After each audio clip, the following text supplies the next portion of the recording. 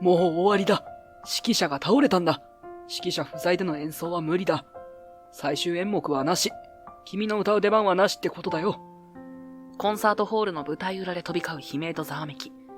そこには、今まさに最後の演目でステージに立つはずだったオペラ歌手、月島由美が絶望に肩を震わせていた。そこに、スポンサーの社長が嫌味な顔をして言い放つ。残りの出演者は月島さん一人だけだろう。申し訳ないが、ここでコンテスト終了にして結果を出すしかないんじゃないのかね。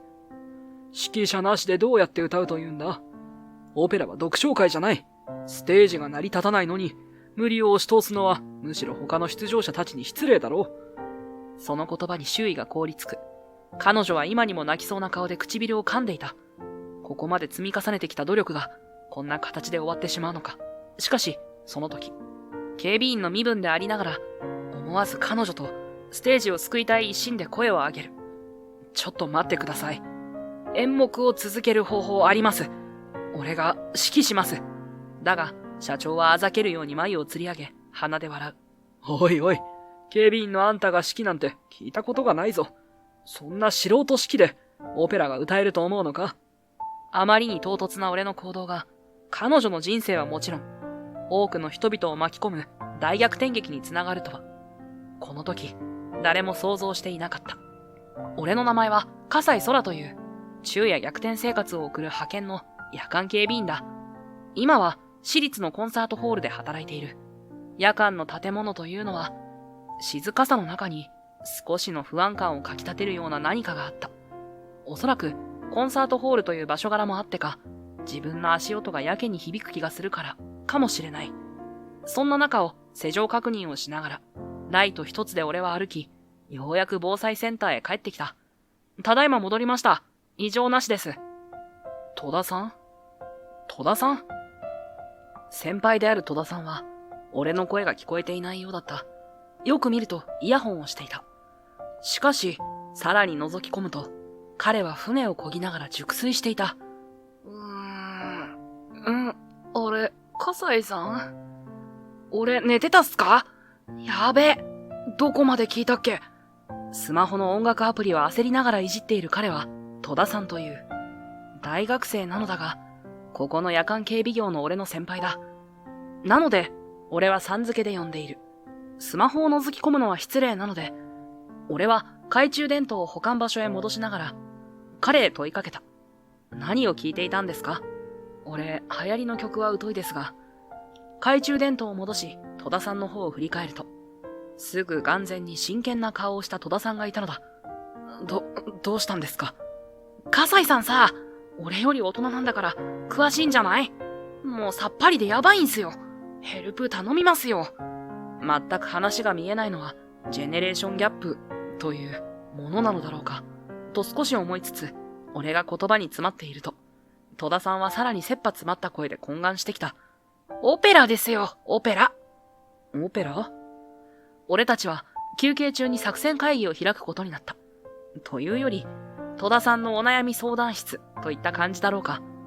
ダチに紹介された子が今度デート行こうって、これは来たーって思ってたんすけど、その子の趣味オペラ鑑賞とか初耳で、チケットまで送られてきて、かっこ悪いとこを見せたくないし、でも聞いてもわけわかんねえし、どうしたらいいと思うっすか？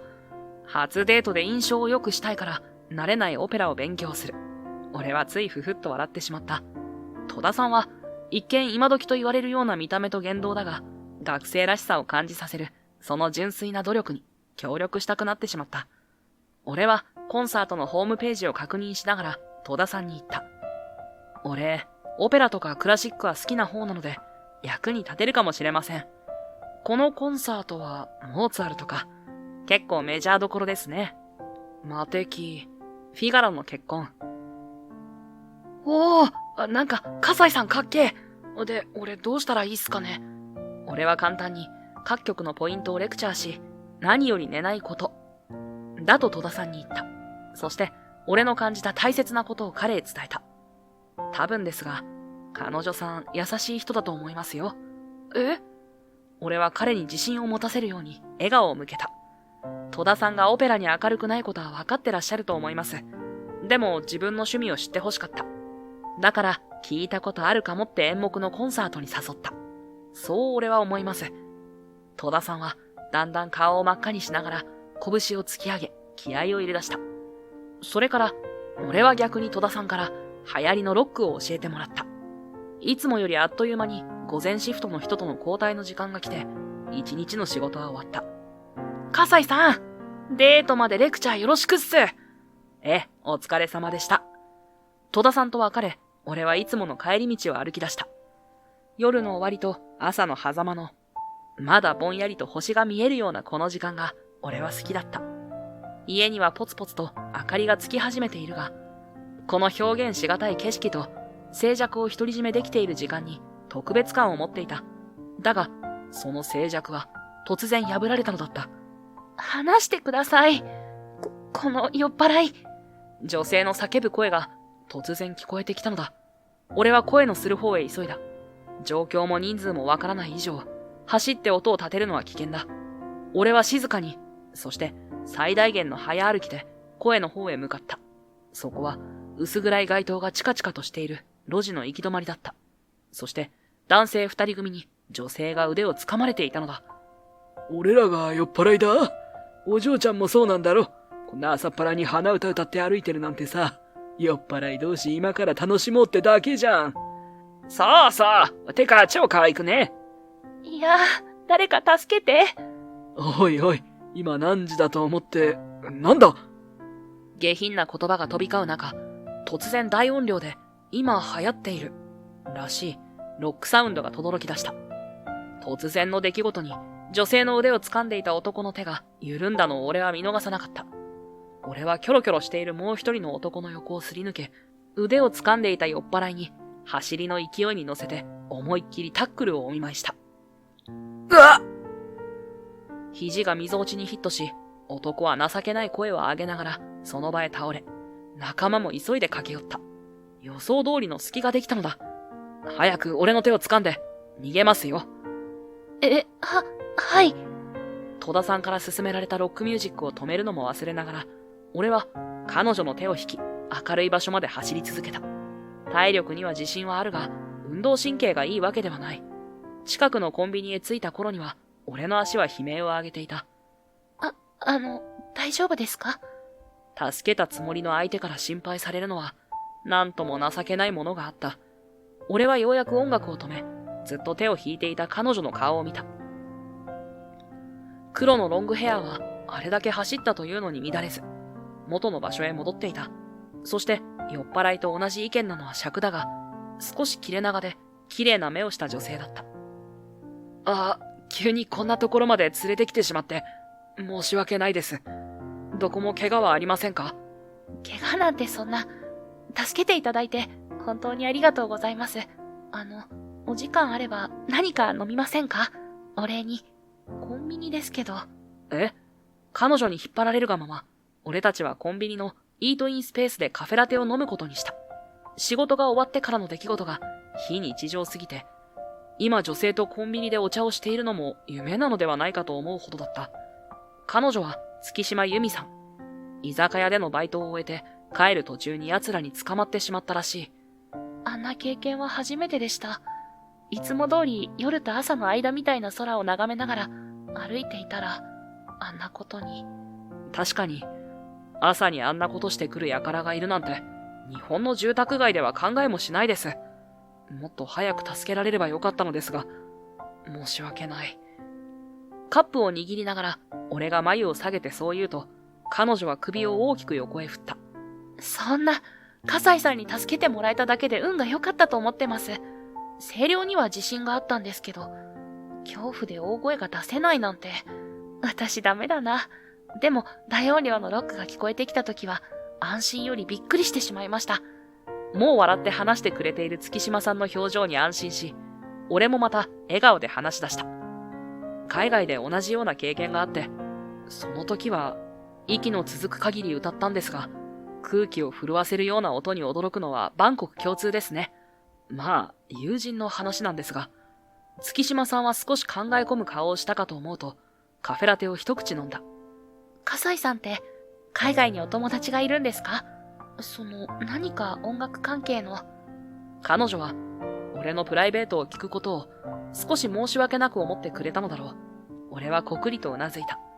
昔の話ですよ。海外の音大でオペラを専攻している友人がいたんです。結局、その道へは進まなかったのですが、彼の影響で俺もオペラ好きになったんですけどね。俺は先ほどより人が通り出した道を眺めながらカフェラテを口まで運んだ。その時、何の前触れもなく、月島さんがゼロ距離まで顔を近づけてきたのだ。笠井さん、そのお友達とお話しさせてもらうことってできませんか？お願いします。興奮というより、藁にもすがるような目、というのだろうか。そんな表情で、彼女は俺へ懇願してきた。俺は極力落ち着きつつ、立ち上がりそうな月島さんを席へ座らせた。申し訳ないんですが、彼とはもう疎遠なんです。連絡先もわからなくて。月島さん、海外に興味があるんですか？海外というか、実は私、オペラ歌手を目指してるんです。え？戸田さんに続き、またオペラ関係のことが起きたことに、俺はつい声を出してしまった。趣味にしていたとはいえ、オペラのことを話す機会が久々すぎたからだった。それがこう立て続けに来て、しかも今度は歌手志望だ。自分から海外の話をしてしまった以上、月島さんの話を中途半端に終わらすわけにはいかなかった。月島さん、音大生なんですか？俺の問いに、月島さんはカフェラテの入ったカップで手を温めながらゆっくりと話してくれた。いえ、音大どころか大学も出ていません。今はバイトを掛け持ちしながら、レッスン費やスタジオ代を稼いでるって感じです。それは、俺は言いかけた言葉をとっさに飲み込んだ。月島さんもまた、分かっているという意味を含んだ表情をこちらへ向けた。プロのオペラ歌手を目指すなら、まず音大、それから海外留学、あとはひたすらオーディション。それでも狭き門なのに、自分がイレギュラーなやり方をしているのは分かっています。母は体があまり丈夫じゃないので無理は言えなかった。自力で道を開くしかないんです。プロになるためには、月島さんが友人の話を聞きたがった理由はよく分かった。イレギュラーだからこそ、少しでも情報が欲しかったのだろう。俺は申し訳ない気持ちでいっぱいになってしまった。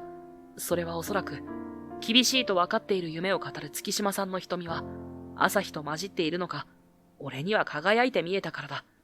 その瞳で、俺の方へ振り向き、彼女は笑顔で話した。私の家族は、小さい頃から裕福ではありませんでした。母、祖母、私だけでも生活は厳しかった。でも、いつも楽しかった。それはみんな、歌が大好きだったからだと、私、思ってます。歌が？彼女の表情は、さらに輝いた笑顔になった。祖母が、昔歌手になりたかったっていうのもあるかもしれません。テレビで聴いた曲や、自作の曲、いつも誰かが歌っていました。転機は中学生の時、たまたま商店街の福引きで当たったオペラコンサートへ行ったんです。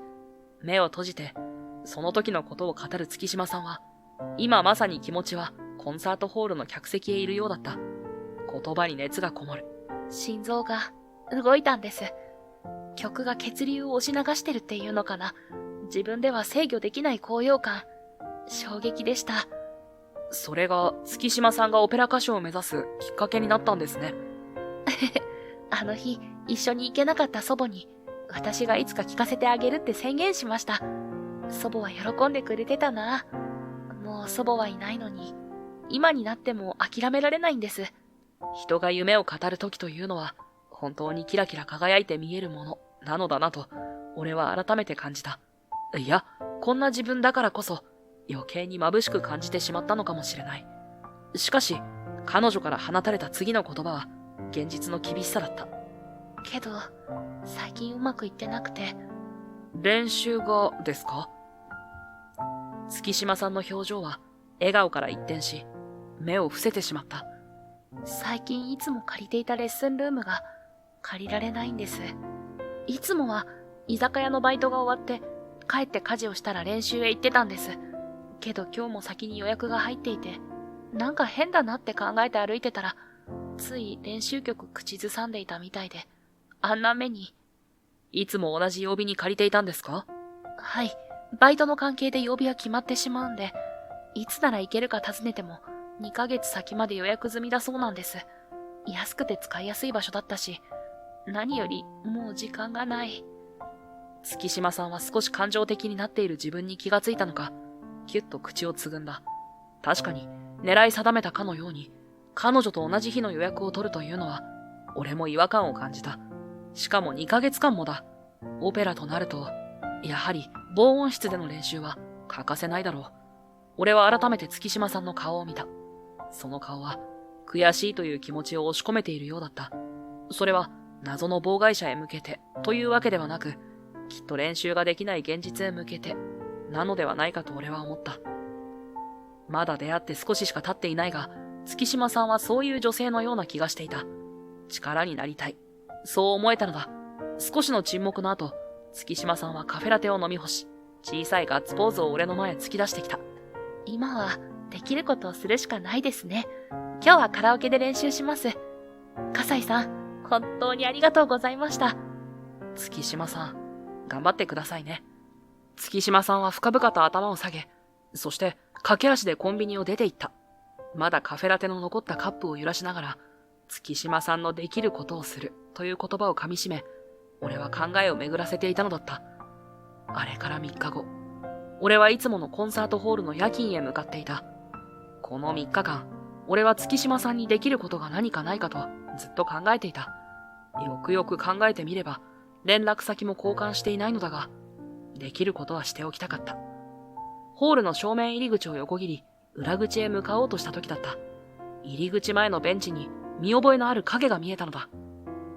月島さん？あれ、笠井さん？俺は彼女に駆け寄った。今日は催しのない日なので、エントランスも静まり返っていた。俺たちは小声で軽く雑談を始めた。笠井さんって、ここの警備員さんだったんですね。助けてもらっていながら連絡先も聞いていなかったのを後悔してたんです。会えて本当によかった。そんな、気にしなくていいんですよ。それより、こんなところでどうしたんですか？俺の問いに、月島さんはちらりと総合案内の方を見て、少し気落ちした声で言った。やっぱり、ちゃんとした場所で練習したくて、直接ホールへ相談しに来たんです。そうしたら、責任者に聞いてくださいって、今日は催し物がないから、来るかはわからないそうなんですけど、ギリギリまで待たせてもらおうと思って、居心地の悪そうな表情をしながらも、月島さんの両手は固く握られていた。俺は彼女の横に座り耳打ちした。月島さん、ちょっと来てもらってもいいですか？でも、もし責任者さんと入れ違いになったら。彼女は困った顔をしてそう言ったが、俺はシーッというジェスチャーをし、月島さんの手を取り、建物を出た。笠井さん、どうしたんですか？大丈夫。俺に任せてください。月島さんの力になれる方法をずっと考えていたんですから。笠井さん。こそこそと、たどり着いたのは関係者しか使わない裏口だった。俺はそのまま扉を開け、月島さんを防災センターまで連れて行った。中にいるのは戸田さんだけのはずだが、何やら話し声が聞こえていた。俺はノックも忘れて中へ入った。びっくりした！笠井さん、お疲れ様っす。戸田さん、お疲れ様です。それと、やっぱり、今日も来てたんですね、佐伯さん。俺は戸田さんの向かいに座る男性に声をかけた。彼は、わざとらしく眉を吊り上げ、腕組みをした。やっぱりって失礼だな、笠井くん。私のことよりさ、遅刻して彼女を連れてくるってどういう状況だい？笠井さんの彼女なんすか？てか、彼女連れてくるの OK になったんすか？佐伯支配人。そんなわけないだろうと言いながら、佐伯さんは戸田さんのおでこをコツンとしながら笑い合っている。俺はポカンとしてしまっている月島さんに説明を始めた。あの佐伯さんがこのホールの責任者。何もない日はよくここへこっそり遊びに来ているんです。佐伯さん、少しお話よろしいですか？なんだ珍しくかしこまって。話があるというのはそちらのお嬢さんかな。佐伯さんは立ち上がり、月島さんの方へ来た。俺から説明しようかと思ったが、彼女の表情からはすでに決意がにじみ出ていた。俺は彼女の背中をポンと叩き、一歩後ろへ下がった。私、月島由美と申します。単刀直入に失礼します。なんとかこちらのレッスンルームを貸していただけないでしょうか。夜中でもいいんです。どうかお願いします。いや、困ったな。月島さん、ここは個人的な利用は受け付けていないんだよ。佐伯さんは頭を少しかきながらそう言ったが、月島さんはさらに頭を深く下げた。俺は彼女の横へ立ち、佐伯さんに頭を下げた。ちょっと、葛西くん。佐伯さん、どうか力を貸してもらえませんか。月島さんの夢はオペラ歌手になることなんです。閉館後、私が警備に入っている日だけでも使用許可をいただけませんか。お願いします。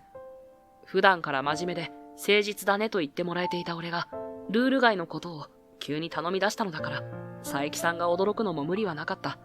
顔を見ることはできなかったが、佐伯さんが腕を組んだことは分かった。よく話す仲だからといって、無茶を言っていることは分かっている。だが、3日間考えていたとき、俺も佐伯さんに頼むことしか浮かばなかったのだ。佐伯さんが遊びに来ているであろう日に、彼女と会えたチャンスを逃すわけにはいかなかった。パチンと手を叩く音がし、俺たちは顔を上げた。手を叩いたのは佐伯さんだった。わかったよ。真面目な葛西くんがここまでするなんてよほどなんだろう。月島さん、葛西くんが仕事の日でホールが閉館した後。そうだな。小ホールまでは使っていいよ。佐伯さん、ありがとうございます。ありがとうございます。俺と月島さんは改めて佐伯さんに礼をし、顔を見合わせた。月島さんの目には涙が溜まっていた。ああ、戸田くんも他言無用だよ。これは特別許可なんだからね。佐伯さんからの言葉に、戸田さんは笑顔で敬礼をした。俺は戸田さんにも頭を下げた。こうして月島さんは練習を再開できることになったのだった。翌日の閉館後、早速月島さんはやってきた。緊張というより楽しみで仕方ないといった表情だった。俺は彼女を楽屋通路へ案内した。今日はここを使ってください。俺が仕事を上がる30分くらい前に退出しましょうか。何かあったらスマホへ連絡してくださいね。機材関係も少しはわかりますし、変な奴が現れた時もですよ。月島さんはじっと俺の方を見ていた。練習用の何かが入っているのか、抱えているパンパンのエコバッグには顎あたりまでが埋まってしまっていた。葛西さん、本当にありがとうございます。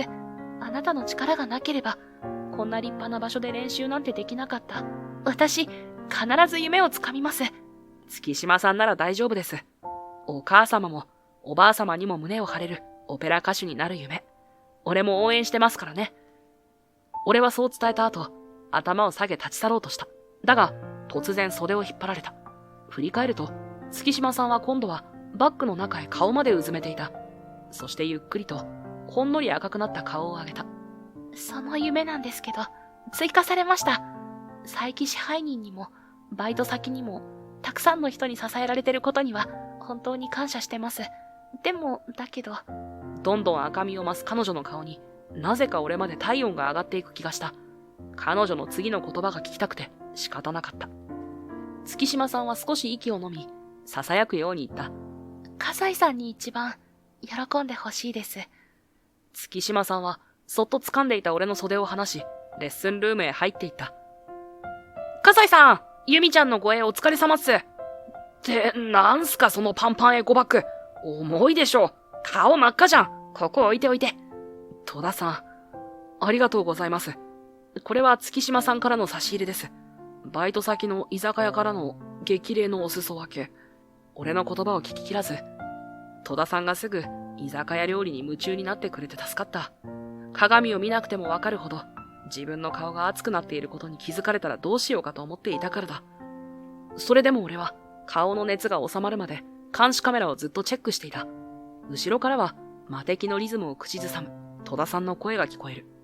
月島さんも今頃頑張っているのかと思うと、俺は自然と目をつむり、まだ見たことのない歌う彼女の姿を想像していたのだった。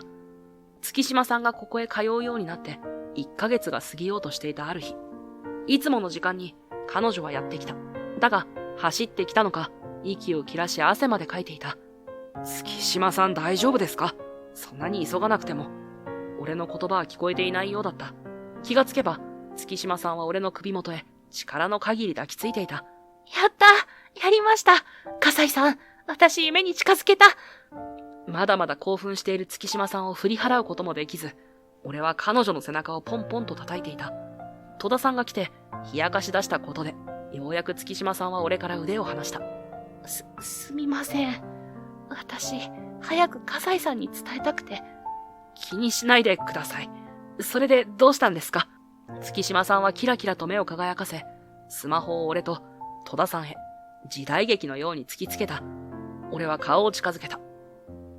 月島由美様、この度厳正なる審査の結果、日本新人音楽審査会オペラ部門の本公演への出場権を得られました。月島さん、このコンテストに応募してたんですか？しかも、突破しただなんて、すごいです。おめでとうございます。俺は彼女の手を握り、何度もおめでとうを繰り返した。なに新人音楽。これ何なんすか？めちゃすごそうだけど。俺は上ずりそうな声を抑えながら戸田さんへ説明した。このコンテストは、いわゆる音楽関係の新人登竜門なんです。ピアノ、各ソリスト、そしてオペラ。ここで審査員の目に留まれば、プロへの道は一気に広がります。うわぁ、笠井さんのテンションで凄さ分かったっすわ。ゆみちゃんおめでとう。ありがとうございます。戸田さんが気を利かせてくれたのか、巡回の順番を変わってくれたので、俺と月島さんはレッスンルームで少し話を始めた。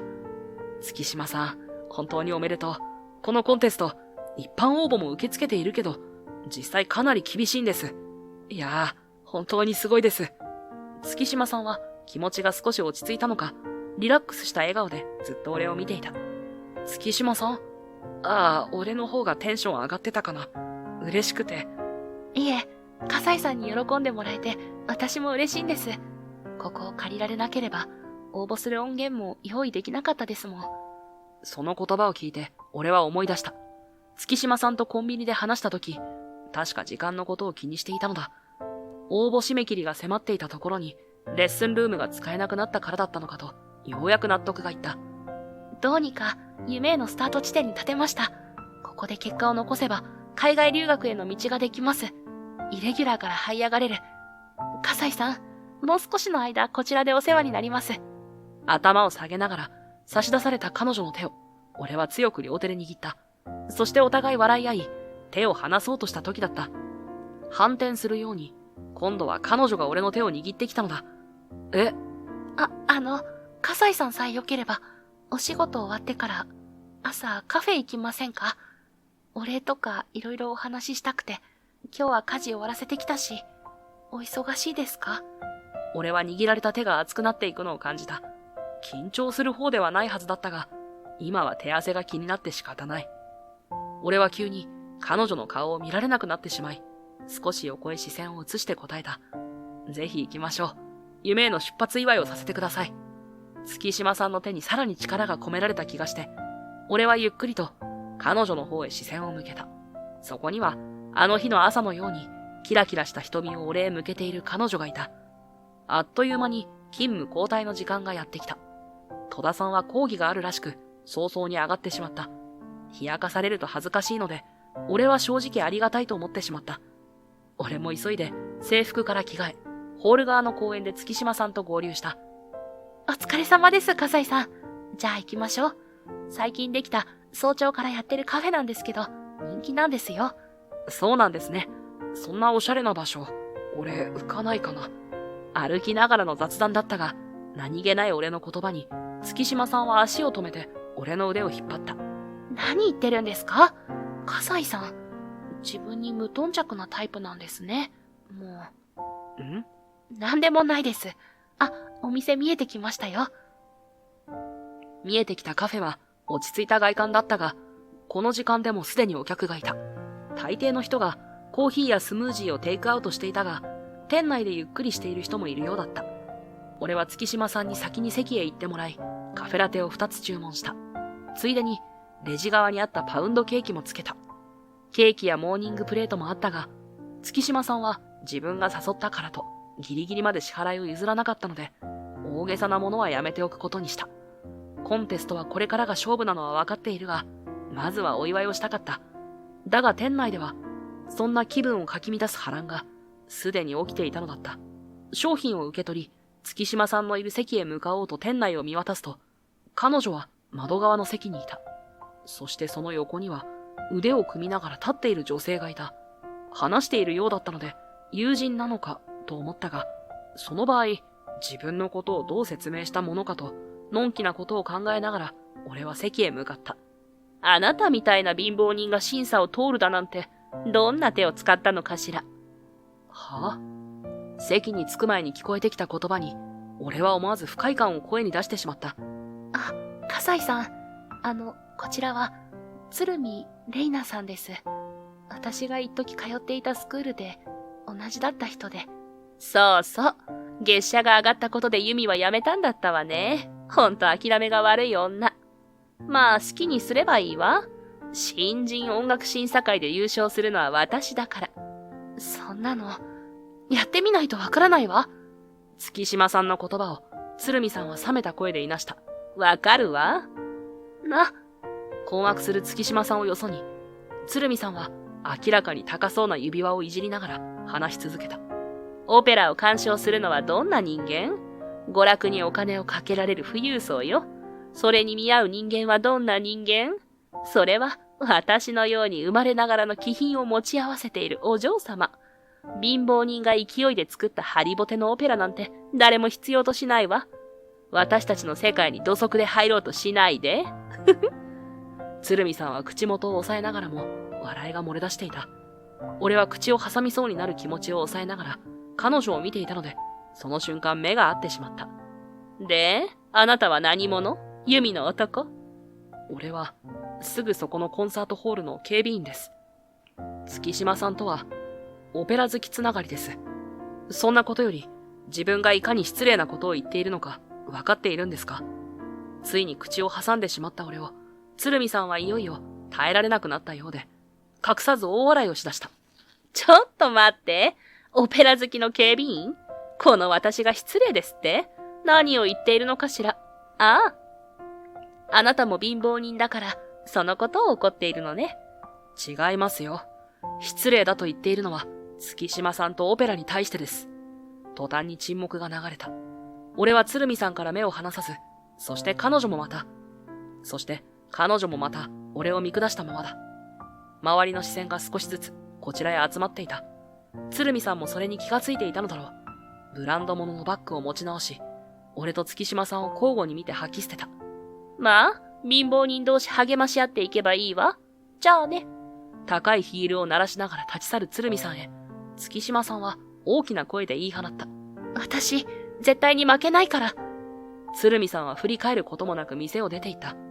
俺たちは、なんとなく店へいるのが申し訳なくなってしまい、商品を持ち帰りにし、合流した公園まで戻ってきた。月島さんは、ごめんなさいと言った後、黙ったままだった。ベンチに座り、俺はカバンからパウンドケーキを取り出した。月島さん、これどうぞ。フルーツパウンドケーキ、美味しそう。ありがとう、葛西さん。月島さんに少しだけ笑顔が戻った。だが、袋を開けるだけで食べず、ポツポツと話し出した。葛西さんが言ってくれたこと、嬉しかったです。ずっと私を支えてくれたことにも感謝しきれないです。けど、お世話になるのはこれっきりにします。月島さん。特別にいい場所を借りるだなんてずるかったですよね。自分の力でできる範囲でやらなきゃ元の環境に戻るだけだし、どこででも一人で頑張ってみます。一生懸命に笑顔でそういう月島さんの手はパウンドケーキを持っているだけで精一杯のように見えた。いつも自分で逆境を切り開いていく強いイメージを俺は勝手に彼女に決めつけていた。だがそうじゃなかった。今目の前にいるのは泣きそうな気持ちに耐え、頑張れと自分自身に言い聞かせているけなげな女性なんだ。月島さん、俺には遠慮しないでください。ホールで練習することに負い目を感じてしまったのなら、また別の場所を探しましょう。一緒に。河原でもどこでも、どんなに遅くなろうが、俺がそばで見張ってますから、安心してあなたは夢を追ってください。目を見開きながら、俺を見た月島さんの唇は震えていた。そして、ぐすっと鼻をすすりながら、手に持っていたパウンドケーキを半分に割り、俺に差し出した。一緒に、ありがとう、葛西さん。半分こにしたパウンドケーキは予想以上に美味しかった。俺たちはコンテストへ向けてまた新たなスタートを切ることになったのだった。1週間後の夜、俺と月島さんは住宅街から離れた河川敷にいた。お互いの時間を合わせ、声を出せそうな場所を見つけては練習を重ねていた。深夜になると本気で声を出すのは厳しいので、録音をしながら細かい部分のチェックをしていた。深夜でも屋外はノイズが入っちゃいますね。なんとなくこの小説が気になるんですけど。確かに、ここの音の移り変わりが甘いですね。ビブラートも途中で一瞬半音下がってます。え？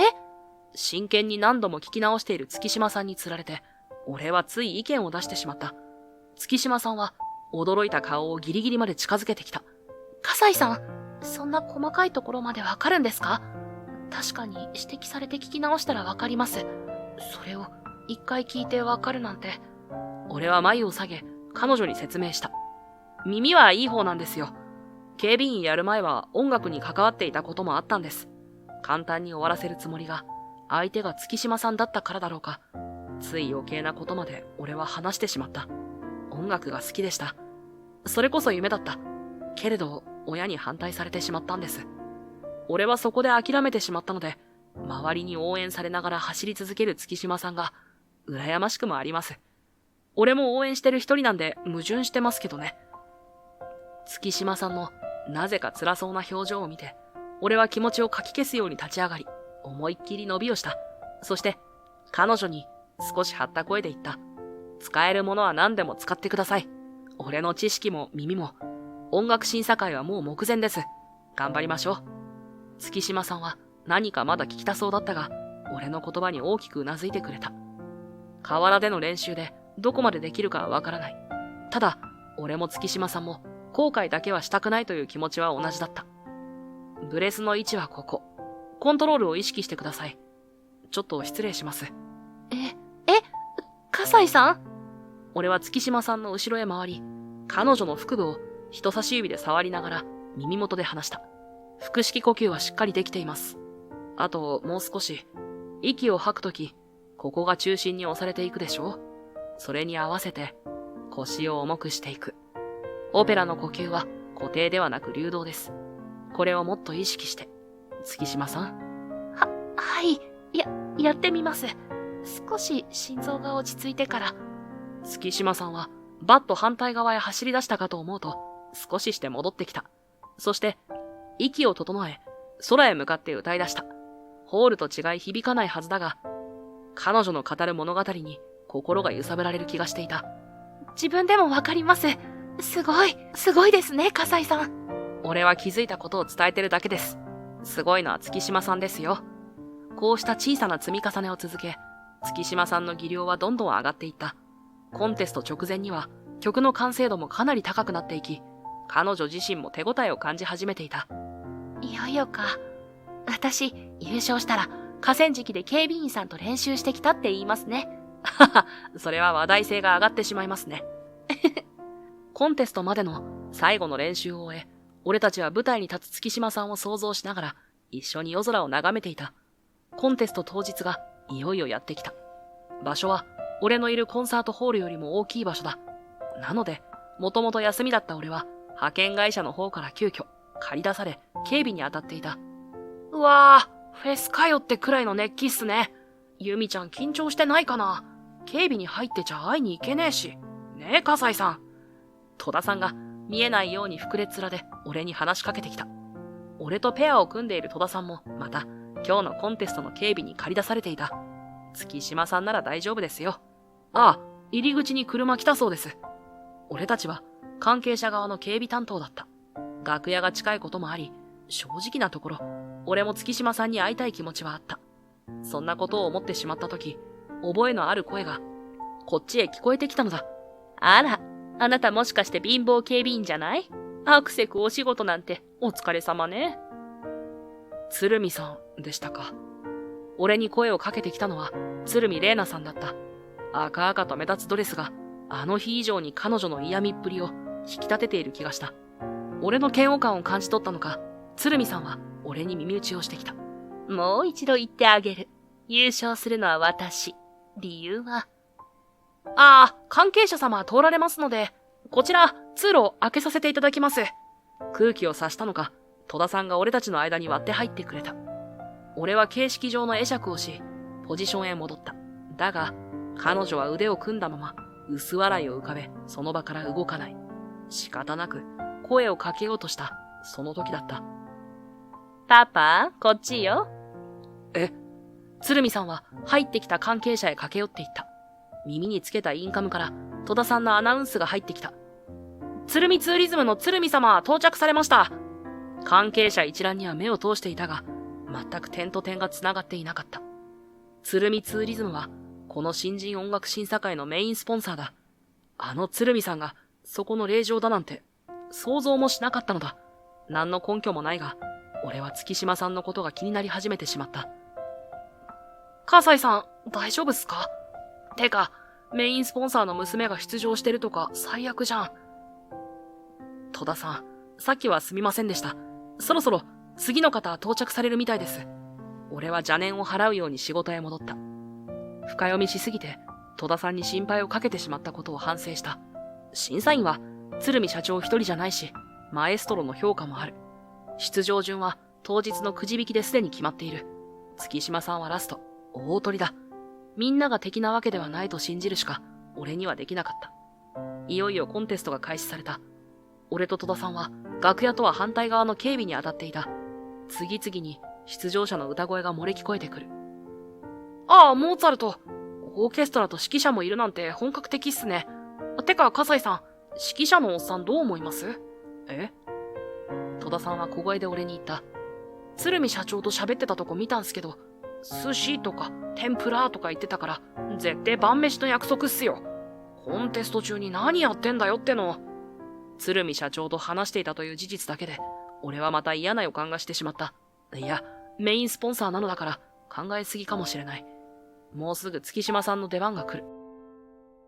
一つ前の出場者が終わり、マエストロと共に舞台袖へ入ったとの情報がインカムから流れてきた。いよいよ月島さんの番だ。自分のことのように目をつむり、息を吐いた。しかし、大丈夫だと言い聞かせたその時、インカムから焦った声が流れた。楽屋通路にて急病人1名、救護班と警備員お願いします。警備、葛西向かいます。俺の口は考えるよりも、先にマイクに向かって返答していた。何か言っている戸田さんの方も向くことなく、楽屋側へ走り出していた。何かを考えているようで、考えられてはいなかった。ただ、ひたすらに足を動かしていた。楽屋側へ着いたのは、救護班とほぼ同時だった。出演者や関係者でごった返す中、道を開けるよう大声で叫び、救護班を通した。救護通ります。道を開けてください。道を開けて。ようやくたどり着いた先では、マエストロがぜいぜいとした息で倒れていた。そして、その前には、ガタガタと震えている月島さんがいた。月島さん！葛西さん。マエストロが握手しようとした瞬間に、苦しそうに胸を押さえ出して、それで。俺は月島さんの肩を持ち、通路の端へ移動させた。目の前で起きた突然のことに、彼女の顔も真っ青になっている。マエストロは一旦横になり様子を見るということで担架で運ばれていった。俺は月島さんから少し離れて人だかりをばらしていった。しかし通路の一角では数人の話し合いが行われていた。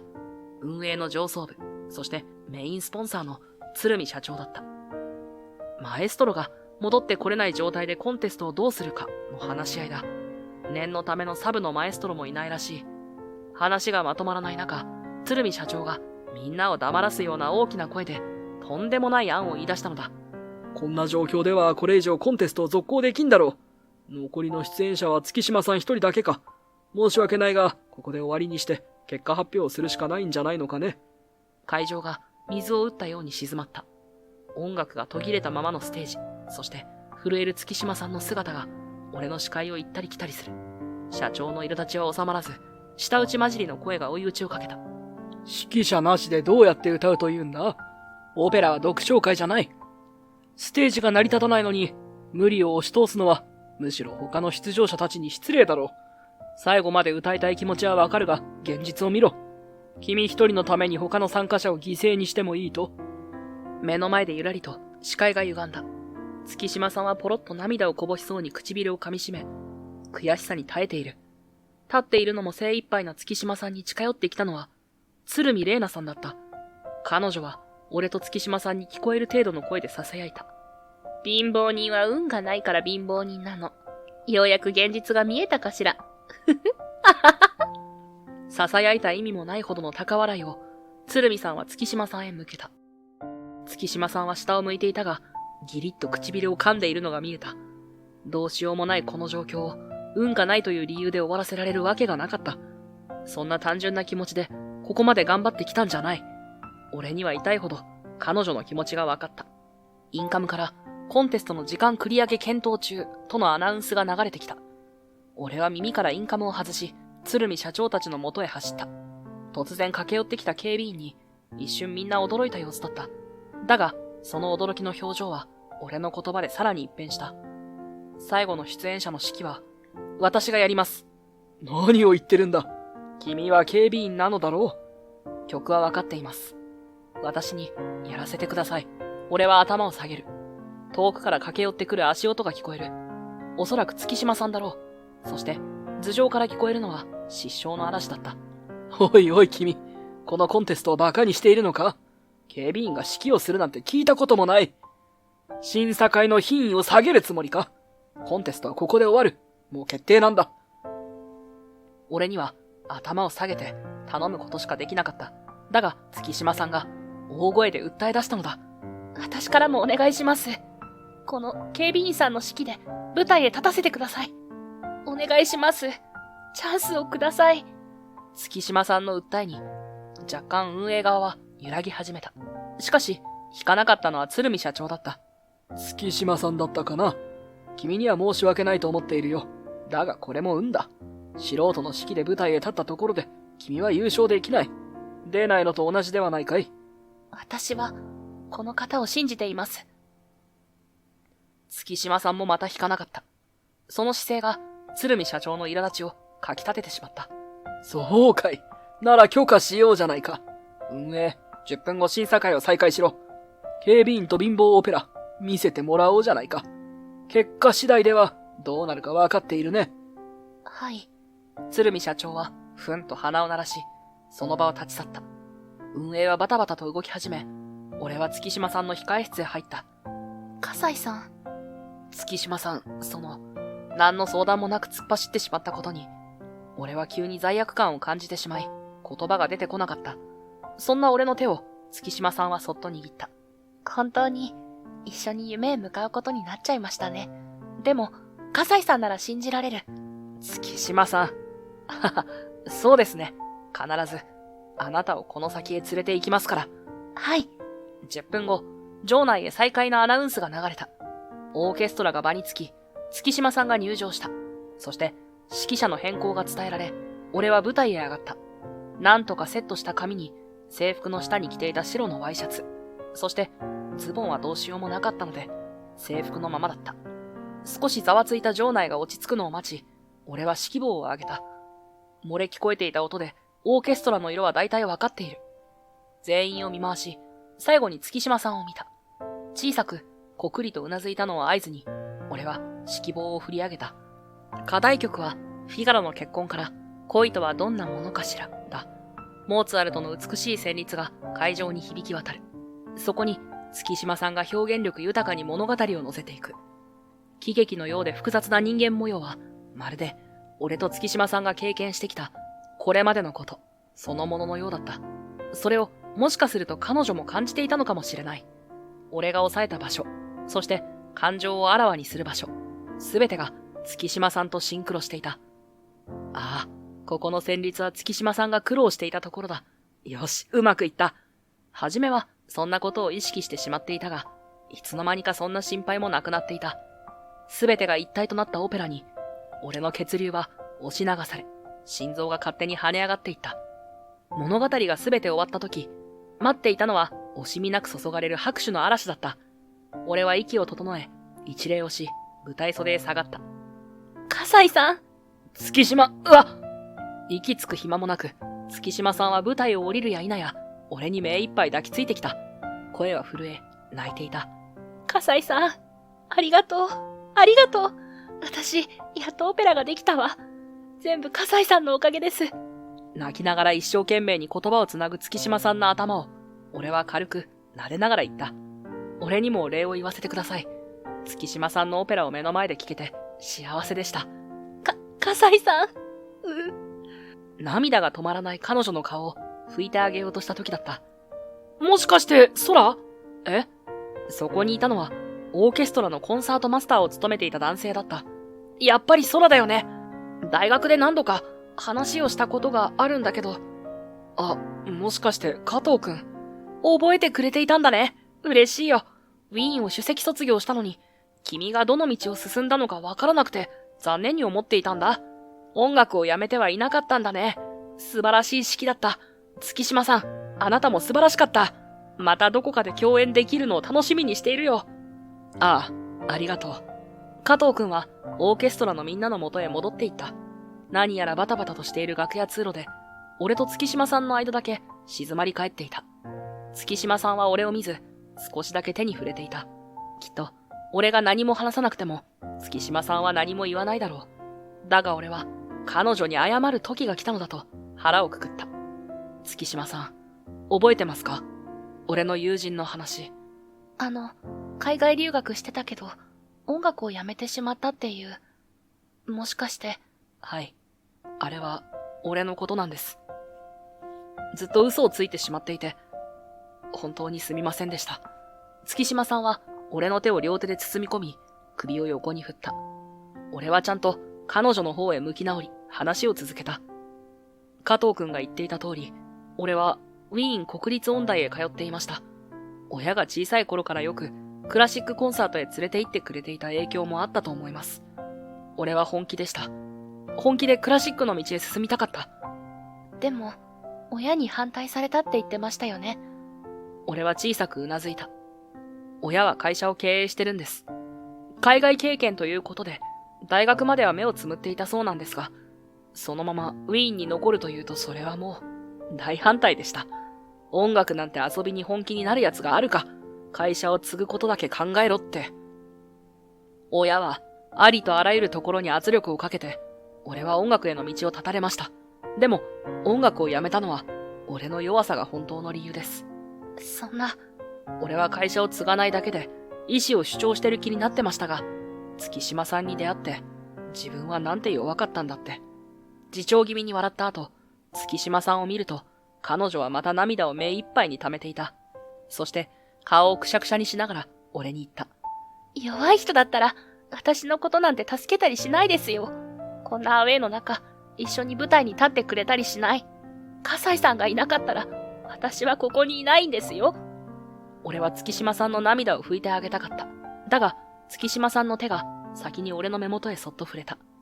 自分でも気がつかないうちに、俺の目からは涙が流れていたのだ。ありがとう、月島さん。互いに涙を拭き合った後、俺たちはようやく周りの騒々しさに気がついた。その大元は鶴見社長だった。他の審査員と揉めているようで、さっきの余裕っぷりはなく、大声を張り上げている。ふざけるな！私の娘が優勝で決まっているだろうが、どれだけ金をかけたと思っているんだ？世界レベルのレッスンをずっと受けてきているんだぞ。庶民とは何もかも違うんだよ。他の審査員たちも困惑していた。ざわつきが収まらない中、そこへコツコツとゆっくり足音が近づいてきた。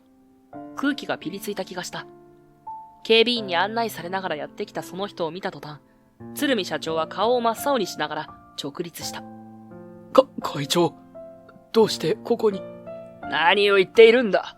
招待してくれたのは君だろう、鶴見くん。グループ会社である鶴見ツーリズムがスポンサーだから、たまには音楽でもどうですかと。鶴見社長は、しまったという顔になり、どんどん真っ青になっていった。いえ、音楽業界へ力を入れていくのもいいかと思いましたので。ああ、なるほど。その思いが強すぎて、自分の娘を優勝させろと君はみっともなくごねていたというわけか。よくわかった。会長、違います。私は公平さを訴えていただけです。会長！鶴見社長の叫びを無視し、その人は俺たちの方へ歩いてきた。公私混同などみっともないものだな。しかし私は音楽などはやはり遊びだと思っている。いや、思っていたと言うべきだな。子供が気に入ったようだったからクラシック鑑賞をしていた頃もあったが、今日初めて音楽で感動させられたよ。月島さん、素晴らしかった。ありがとうございます。お前もな、空。父さん。え？さっき確執を話したばかりだから、月島さんが驚くのも当然だ。鶴見ツーリズムなどのグループ会社を束ねているのは、俺の父親の会社なのだ。俺の父は社長兼会長を務めている。父を連れてきた戸田さんもさすがに驚いていた。音楽業界か。未来はあると思うのか、空。俺は父の鋭い視線にごくりと唾を飲み込んでしまったが、今までのことを思い返しながらゆっくりと息を吐いた。音楽には未来もあるし夢もある。それを事業として成功させられるかどうかは経営者の手腕によると思います。言うようになったな、空。お前の識には驚いた。あんなに熱い何かをぶつけられる男になったんだな。それは自分でも驚いています。きっと音楽に未来と夢をかけた人に出会えたおかげです。父は月島さんの姿を横目で一別すると、すぐに俺へと視線を戻した。そしてガシッと両肩を掴んだ。空、音楽なんて単なる娯楽の一つだ。正直なところ軽んじていた。しかし今日の演奏は違った。あのオペラの舞台を通じて、音楽は確かに未来を開き、そして人を夢へ導く大きな力を持つのだと、私も実感したんだ。一息ついた父は月島さんを見やりながら再び力強く口を開く。だからこそ音楽業界への事業拡大を真剣に考えたい。お前が持っているその情熱と知識、そして何より人を動かす力が必要だ。もちろんこれは公私混同ではない。私は一人の経営者としてお前の才能を正当に評価している。昔お前の道を強引に立ったことを後悔しているよ。すまなかった。素直とは言い難い父の謝罪に胸の奥が熱くなる。いつも強気な父のこんな言葉を聞ける日が来るとは思っていなかった。今私はお前と同じだ。音楽には計り知れない価値があると今日ようやく確信できた。どうだ空、これから私と一緒に会社の新たな歴史を作ってみないか。父の手が肩から伝わる温かさを強く帯びる。促されるように見上げると、そこには厳しさだけでなく、どこか頼もしさと後悔の混じった、でもはっきりと俺を信じている瞳があった。父さん。はい。迷いはなかった。悔しくて仕方なかった過去も、それに縛られた自分の弱さも、今この瞬間に全て振り切れる気がした。そこへバタバタと割り込んできたのは鶴見社長だった。会長、音楽業界へ進出するならぜひ我が社にお任せください。観光ツアーから留学システムまで案はすでにありますので。一生懸命にアピールする鶴見社長だったが、父は目も合わさず振り返った。いい案かもしれないな。だがその前にやることがある。え？鶴見ツーリズム、主に鶴見社長に関するリーク情報の真偽確認だ。見過ごせないものばかりのようでな。覚悟しておきたまえ、鶴見くん。振り返らず立ち去る父の後ろで、鶴見社長は膝から崩れ落ちた。反対側からは女性の泣く声が聞こえてきた。戸田さんが通路整理をしてくれた後、場内アナウンスが流れ、運営スタッフが出演者を集め出した。いよいよ結果発表だ。葛西さん、行ってきますね。行ってらっしゃい、月島さん。スポットライトが照らす舞台へ向かう彼女の姿は、まさにプロを思わせるような堂々とした姿でとても美しかった。1時間後、ロビーは音楽関係者やマスコミで人だかりができていた。はいはい、撮影はこのラインからでお願いしますよ。各部門の優勝者たちが取材スペースに大きな花束を持って笑顔で立っている。俺は戸田さんと警備に当たっていたが、今日ほど仕事に身が入らなかった日はなかったかもしれない。振り向きたくて仕方がなかった。なぜなら後ろには、笑顔で花束を抱きしめている月島さんがいたからだ。月島さんは審査員から最高評価を得て、オペラ部門優勝を勝ち取った。優勝発表後、俺は少しだけ彼女と話した。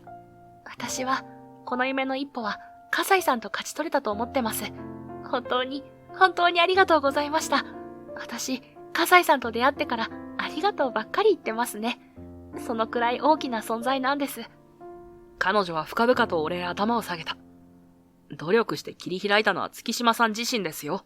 さ、頭を上げて。今から写真撮影ですよ。俺は今まで何度も彼女には笑顔にしてきてもらったが、きっとこの時が一番心からの笑顔をしていただろう。優勝した月島さんには、これから海外への道が開かれる。俺もまた、ここから新たな道を歩むことになるのだった。3ヶ月後、俺は父の会社主催のコンサート会場にいた。楽屋でカフェラテを飲みながら、譜面の確認をしている。この3ヶ月はいろいろあった。鶴見社長は、リーク情報をもとに監査が入ったところ、金銭の不正授受が発覚し、警察事案となった。子会社への圧力なども発覚したが、まさかのあの倒れたマエストロも、鶴見社長が買収し、一芝居打たせていたのだ。現在鶴見社長は勾留中。あのマエストロの知名度も地に落ちてしまった。会社自体はまだ残っている。それは、娘の鶴見玲奈さんが引き継いだからだ。俺の父は止めたらしいが、玲奈さんは言ったそうだ。私が今まで誇りにしていた地位も気品も、すべて汚い稼ぎ方をしたお金で作られていたんです。いえ、パパだけじゃない。私もそのお金を使って、ライバルを陥れるようなことをしたのだから同じです。自分の存在を自分で肯定できるよう、ゼロからやってみます。お金がなくても、私に勝ったいけすかない人間もいますしね。月島さんのレッスンルームの予約を横取りしていたのは、どうやら玲奈さんだったらしい。鶴見ツーリズムの規模は縮小したが、今は玲奈さんの頑張りを見守っている状態だ。父親の力を使っていたとはいえ、彼女もまた夢を追っていた人だ。これで良かったと思えるようになれればと祈るばかりだ。今までを振り返っていると、コンコンとドアをノックする音が聞こえた。はい、笠井さん、お疲れっす。いや、今日も借り出されちゃったんすよね。こっそり現れたのは戸田さんだった。戸田さんは今も学業の傍ら、あのホールの夜間警備をしている。そろそろ就職活動が始まるらしい。戸田さん、そういえば例のオペラデートってどうなったんですか？俺の問いかけに、戸田さんはうわーっといった感じで頭を抱え出した。それが、デートはなんとかなったけど、問題はその後っすよ。なんと彼女、あのコンテストに来てたんすよ。しかも警備についてる俺を見たらしくて。それで、戸田さんはしばしの沈黙の後、深刻そうに言った。戸田くんって、警備をするくらいオペラが好きだったのね。よかったわ。これからもよろしくね。だって、いや、俺も、口ずさむくらいには聞いてるけど、雑談できるほどまだ知識ないし、笠井さんまた助けてくださいよね。ああ、そういえばゆみちゃんって。その時、戸田さんのインカムが流れたようで、戸田さんはいそいそと大きく手を振りながら楽屋を出て行った。バタバタだけして帰っていったような気もするが、俺が警備員を辞めてからも、戸田さんがこうやって会いに来てくれることが嬉しかった。俺は今、父の会社に新しく設立された音楽事業部で働いている。そして、父の計らいで国内のコンサートで指揮者としても活動している。音楽のそばにいる人間がいた方がいいからと父は言っていたが、その言葉に含まれた親の優しさを俺はしっかり感じていた。そろそろオーケストラの様子を見に行こうと立ち上がった時、テーブルのスマホが鳴った。なんと、月島さんからだった。月島さんは今、海外の音楽大学へ留学しながら、国内のコンサートにも出演している。夢への階段を登り始めている彼女からメールをもらうたびに、俺自身も心が熱くなるのだ。このメール、動画が添付してある。動画を再生すると、大きなホールで練習をする月島さんの姿があった。あの日のように、堂々と美しく輝いて見えた。月島さん、上手くなったね。俺はつい動画の彼女へ話しかけた。練習風景が終わり、動画も終わりかと思うと、突然、クラスメートらとの雑談風景に変わった。ユミ、はい、日本の彼氏にメッセージどうぞ。やだ、まだ彼氏じゃないんだって。今はまだ、いつもそばにいてくれる警備員さん。それって彼氏じゃん。赤くなった顔を隠そうとしている月島さんのアップで、動画は終わった。とんでもない内容で終わった動画に、俺は、誰もいないのに顔を手で覆っていた。来月、一時帰国した時、どんな顔で会えばいいのかと、今から悩み出してしまった。カフェラテを一口飲み、俺は改めて立ち上がり、窓の外を見た。動画とはいえ、月島さんのオペラを聞いたのはコンテスト以来だった。俺は海の向こうにいる彼女を思い浮かべながら、窓から声をかけた。あなたのオペラに、心臓が動かされたよ。